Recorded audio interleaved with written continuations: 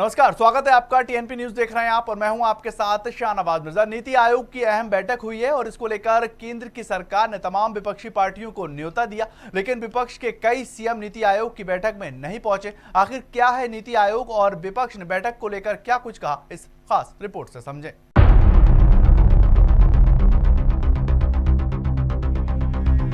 दिल्ली में शनिवार को प्रधानमंत्री नरेंद्र मोदी की अध्यक्षता में नीति आयोग गवर्नर काउंसिल की 8वीं मीटिंग हुई। इस मीटिंग में हेल्थ स्किल डेवलपमेंट के साथ महिला सशक्तिकरण जैसे मुद्दों पर फोकस रहा। मीटिंग में सभी राज्यों और केंद्र शासित प्रदेशों के सीएम और उपराज्यपालों को बुलाया गया। तो वहीं पर बैठक में 7 राज्यों के मुख्यमंत्री नहीं आए, जिसमें दिल्ली के सीएम अरविंद केजरीवाल, पंजाब के सीएम भगवंत मान और सीएम ममता बनर्जी के साथ बिहार के सीएम नीतीश कुमार, राजस्थान के सीएम अशोक गहलोत और तमिलनाडु के सीएम एम.के. स्टैलिन और केरल के सीएम पिनराई विजयन शामिल है। आपको बताएं कि नए संसद भवन के उद्घाटन समारोह को लेकर विपक्ष और केंद्र सरकार आमने सामने है। नीति आयोग की बैठक से पहले दिन सीएम अरविंद केजरीवाल ने इससे पहले पत्र लिखकर अपनी नाराजगी भी व्यक्त की थी। उन्होंने अपने ट्वीट में कहा कि अगर देश के प्रधानमंत्री ही सुप्रीम कोर्ट के आदेशों को मानने से मना करते हैं तो लोग फिर न्याय के लिए कहां जाएंगे। प्रधानमंत्री जी, आप देश के पिता समान हैं। आप गैर बीजेपी सरकारों को काम करने दें, उनका काम रोके नहीं। लोग आपके अध्यादेश से बेहद नाराज हैं। मेरे लिए कल की नीति आयोग में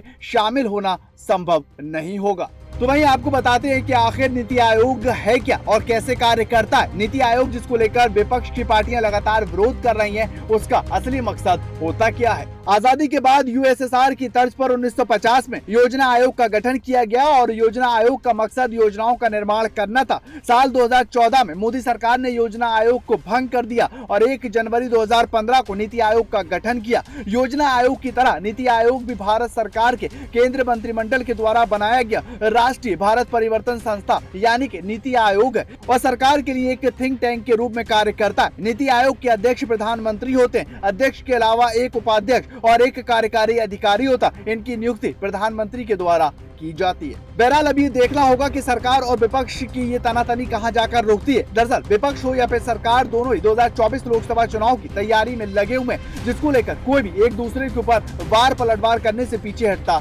नजर नहीं आता। Bureau report, TNP news.